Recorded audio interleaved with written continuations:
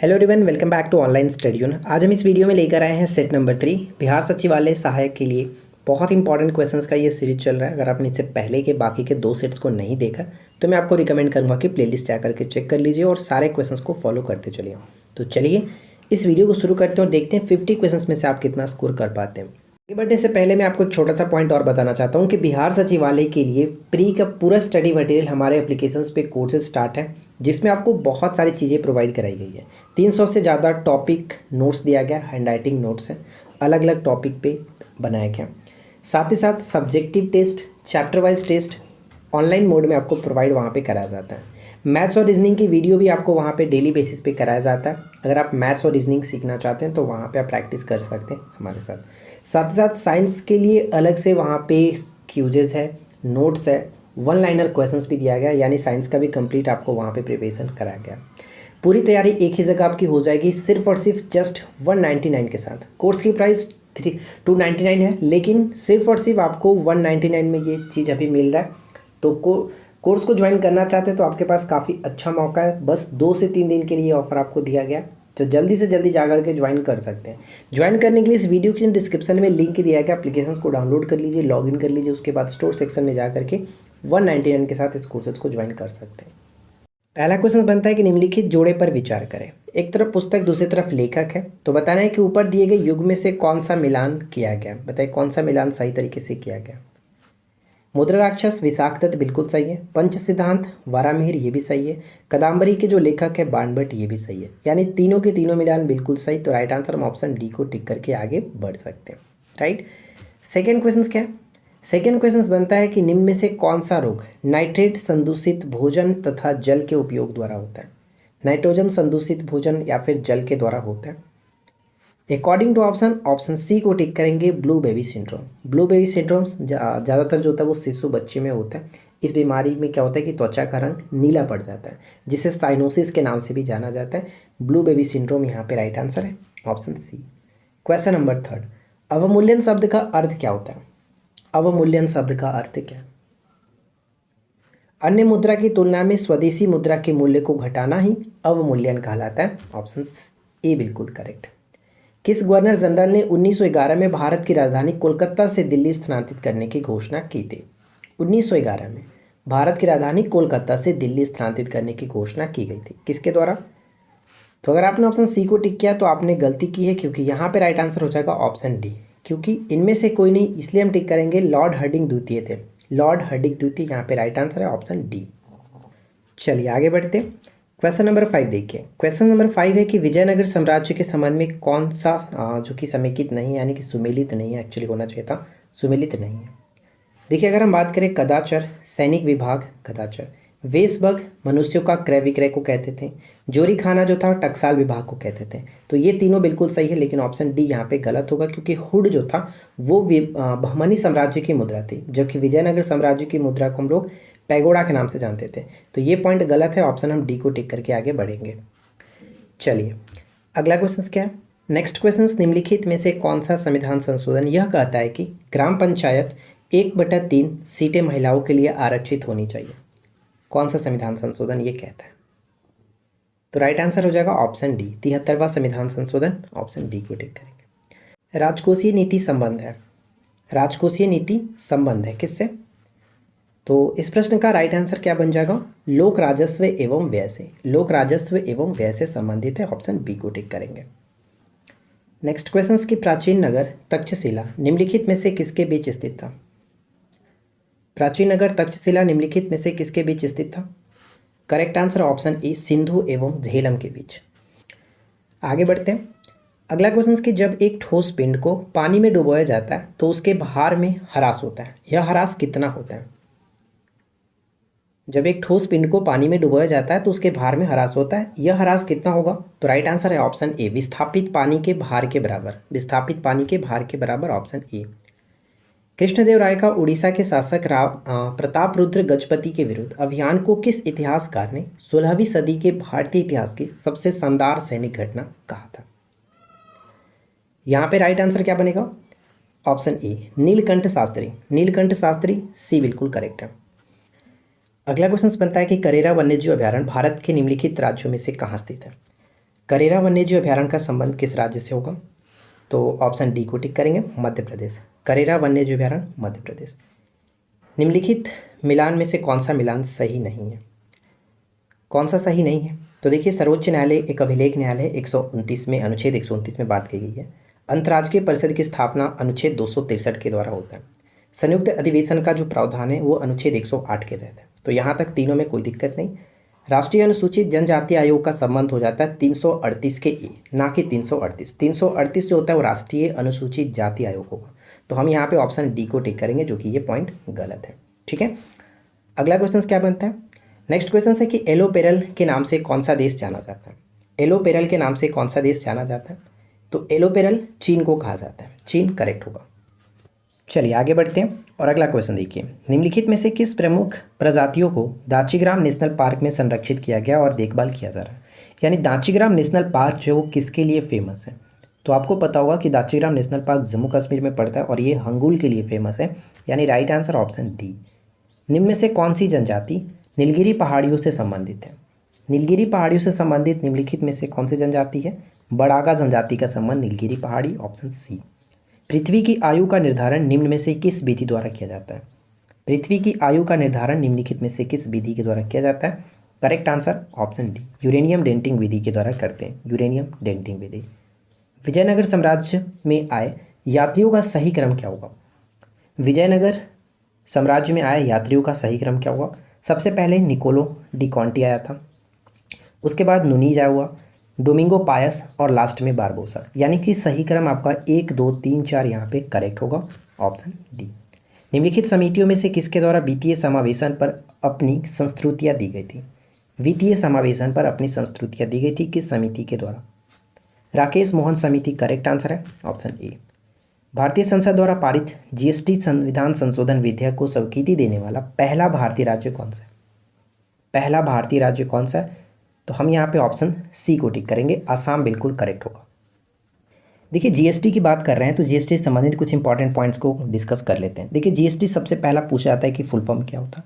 Goods and service taxes होता है, जो कि एक प्रकार का अप्रत्यक्ष कर है। ठीक है, अप्रत्यक्ष कर है, ये ध्यान रखेंगे।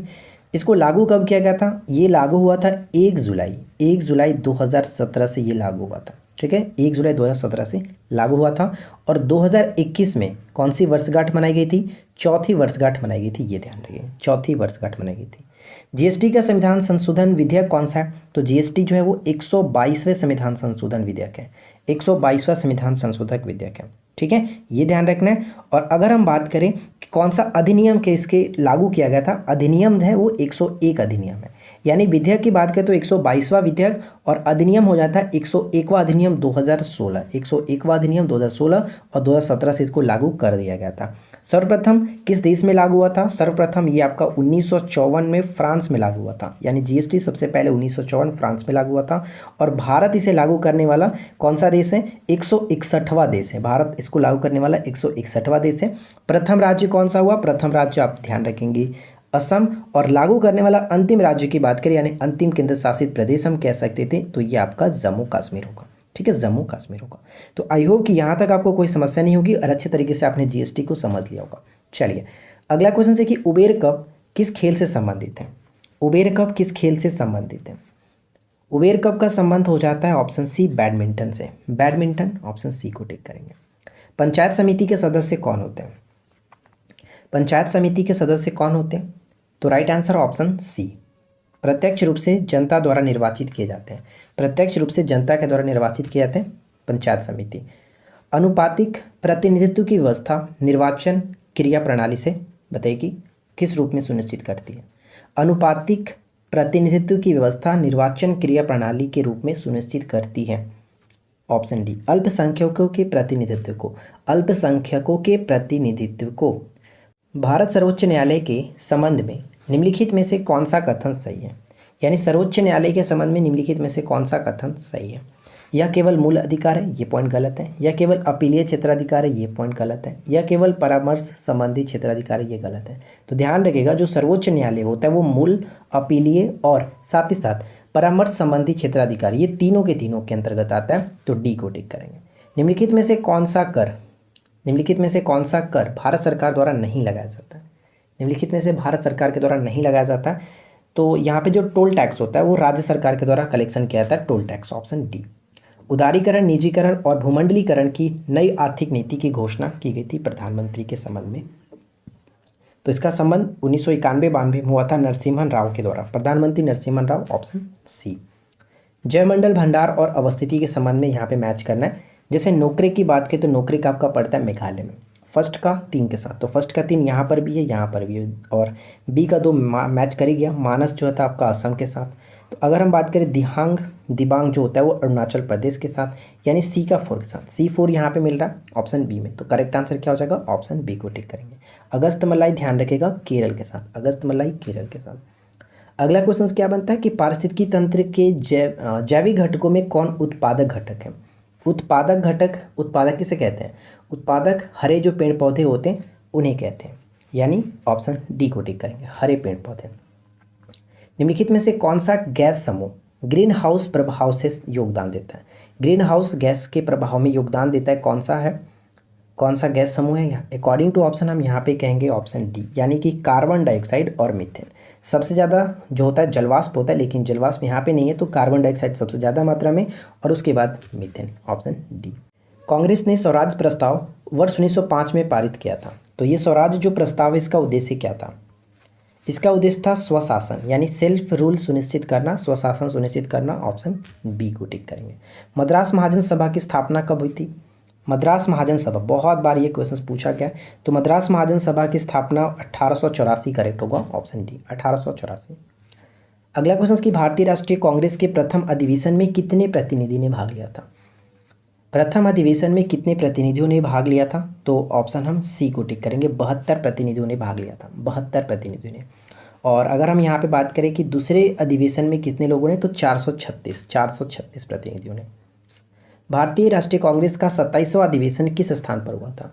27वां अधिवेशन जो कि 1912 में हुआ था, ये ध्यान रखिए 1912, और ये पटना के बांकीपुर में हुआ था, ऑप्शन डी, बांकीपुर में। जिसकी अध्यक्षता कौन कर रहे थे, इस अधिवेशन की अध्यक्षता कर रहे थे आर एन मुधोलकर कर रहे थे, तो ये ध्यान रखिएगा। और एक कारणों से ये भी फेमस है, बांकीपुर अधिवेशन, यानी इसी अधिवेशन में एओ होम को कांग्रेस का पिता कहा गया था। निम्नलिखित में से कौन सी पुस्तक तिलक ने लिखी है, बाल गंगाधर तिलक ने लिखी है, बताइए निम्नलिखित में से कौन सी पुस्तक। तो इनमें से हम कह सकते हैं गीता रहस्य जो है, गीता रहस्य लिखा गया था इनके द्वारा, यानी कि तिलक के द्वारा, ठीक है, बाल गंगाधर तिलक के द्वारा। स्वराज दल की स्थापना किसने की थी। स्वराज दल की स्थापना किसके द्वारा की गई थी। तो ध्यान रखिएगा, इसकी स्थापना की गई थी चित्तरंजन दास और जवाहरलाल नेहरू के द्वारा, JLN, ठीक है, JL नेहरू। यहाँ पे देखिए राइट आंसर हो जाएगा, ऑप्शन हम ए को टिक करेंगे, जवाहरलाल नेहरू के साथ साथ चित्तरंजन दास, करेक्ट आंसर है। स्वराज पार्टी की स्थापना जवाहरलाल नेहरू के साथ साथ चित्तरंजन दास किया गया, तो ऑप्शन हम ए को टिक करेंगे। नेक्स्ट वन है कि निम्नलिखित में से किसका मुख्य जो कार्य होता है प्रोटीन संश्लेषण में मुख्य कार्य किसका होता है। राइबोसोम का मुख्य कार्य प्रोटीन संश्लेषण, ऑप्शन सी। निम्न में से कौन सी कोशिका जो कि हम कह सकते हैं शाखित और लंबी होती है, वो है आपका तंत्रिका, राइट आंसर है ऑप्शन बी, तंत्रिका। पादप कोशिका का भाग है, निम्नलिखित में से बताइए कि कौन पादप कोशिका का भाग है। पादप कोशिका का भाग है कोशिका भित्ति, करेक्ट आंसर होगा ऑप्शन डी, कोशिका भित्ति। पादपों की कोशिका भित्ति किसकी बनी होती है। तो ये आपका पादपों की कोशिका भित्ति सेलुलोज की बनी होती है, जबकि कवकों की कोशिका भित्ति काइटिन की बनी होती है। मत्तनचेरी पैलेस कहाँ स्थित है। मत्तनचेरी पैलेस कहाँ पे पड़ता है, तो ये केरल में स्थित है, मत्तनचेरी पैलेस केरल में स्थित है, ऑप्शन बी। प्रसिद्ध वार्षिक जो गंगा सागर मेला है भारत के किस राज्य में आयोजन किया जाता है। गंगा सागर मेला का आयोजन किस राज्य में किया जाता है। तो ये गंगा सागर मेला पश्चिम बंगाल में लगता है, ऑप्शन डी, पश्चिम बंगाल में लगता है, ध्यान रखिएगा। अगला क्वेश्चन, झूलती मीनारों वाली एक मस्जिद भारत के किस शहर में स्थित है। ऐसे ना पूछ करके क्वेश्चंस को घुमा करके पूछा जा सकता है कि सीदी बशीर मस्जिद कहाँ स्थित है। सीदी बशीर मस्जिद को ही झूलती मीनारों वाली मस्जिद कहा जाता है, और ये अहमदाबाद में स्थित है, गुजरात के अहमदाबाद में, ऑप्शन बी। अमृता शेरगिल किस रूप में प्रसिद्ध है। अमृता शेरगिल किस रूप में प्रसिद्ध है, ऑप्शन बी, चित्रकार, ठीक है, चित्रकार करेक्ट होगा, बी को टिक करेंगे। भारत का आइसमैन किसे कहा जाता है। तो भारत के आइसमैन के रूप में हम लोग चोबांग नॉर्फिल को जानते हैं। चोबांग नॉर्फिल, ऑप्शन सी।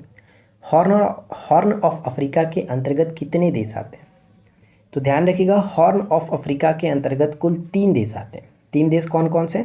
तो एक तो आपका होता है इथोपिया, दूसरा सोमालिया और तीसरा जिबूती। ठीक है, इथोपिया, सोमालिया और जिबूती, ये ध्यान रखिएगा। अगला क्वेश्चन, नेक्स्ट क्वेश्चन क्या कह रहा है? पाउटा साहिब गुरुद्वारा कहाँ स्थित है? पाउटा साहिब जो गुरुद्वारा है वो कहाँ स्थित है? ये पड़ता है हिमाचल प्रदेश में। हिमाचल प्रदेश, ऑप्शन सी, हिमाचल प्रदेश में। अगला क्वेश्चन, धातु ऑक्साइड और हाइड्रोजन का निर्माण करने के लिए निम्नलिखित में से कौन सी धातु वाष्प के साथ अभिक्रिया करती है? वाष्प के साथ अभिक्रिया करती है।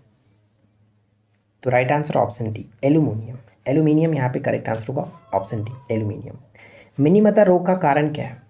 मिनीमता रोग का कारण क्या है? मिनीमता रोग का कारण है पारा, यानी कि मरकरी। मरकरी यानी कि अगर जल में मरकरी मिला हुआ कोई व्यक्ति पीता है पानी को तो उसे मिनीमता रोग होता है। और मिनीमता रोग का सबसे पहला जो पता चला था वो हम जापान में देखे थे। जापान में सबसे पहले इसका पता चला था। हरे रंग द्रव्य जो क्लोरोफिल है, निम्नलिखित में से कौन सा तत्व मौजूद होता है? क्लोरोफिल में कौन सा तत्व मौजूद होता है? तो ध्यान रखिएगा, मैग्नीशियम। Magnesium correct answer. दोस्तों आशा करते हैं कि आपने इस वीडियो को लाइक कर दिया होगा। नहीं किया तो आपसे रिक्वेस्ट है कि प्लीज़ इस वीडियो को लाइक ज़रूर करके जाएं। आप लोग सिर्फ वीडियो को देखते हो, लाइक नहीं करते हो, चैनल को सब्सक्राइब नहीं करते हो, यार ऐसा मत करिए। चैनल को सब्सक्राइब करके रखिए, लाइक करके रखिए, हर वीडियो को लाइक ज़रूर किया करें। देखिए, अगर हम बात करें कि इनमें से कौन सजीव और निर्जीव के बीच की कड़ी मानी जाती है, ये क्वेश्चन बहुत इंपॉर्टेंट है। सजीव और निर्जीव के बीच की कड़ी के रूप में हम लोग विषाणु को जानते हैं, वायरस। आपसे एक छोटा सा क्वेश्चन है कि बताइए कि वायरस की खोज किसने की थी, यानी कि विषाणु की खोज किसके द्वारा की गई थी? गुणसूत्र जो नर और मादा दोनों में मौजूद होते हैं किस रूप में जाना जाता है? वह गुणसूत्र जो नर और मादा दोनों में मौजूद होते हैं वो कौन सा है? तो यहाँ पे हम लोग ऑटोसोम कहते हैं, ऑटोसोम, ऑप्शन बी। तो आशा करते हैं कि आप लोग को आज का ये वीडियो पसंद आया होगा। वीडियो अच्छा लगा हो तो लाइक एंड शेयर ज़रूर कर दीजिएगा। साथ ही साथ इस चैनल को सब्सक्राइब करके नोटिफिकेशन बिल को ऑन करके रखें। और अगर आपने बाकी के वीडियो को नहीं देखा है तो प्लेलिस्ट चेक कर लीजिए और सारी वीडियो को आप देख सकते हैं।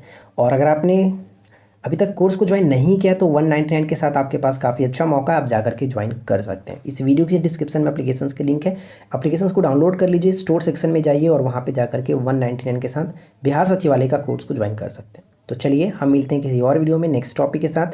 Thanks for watching, keep learning, have a good day.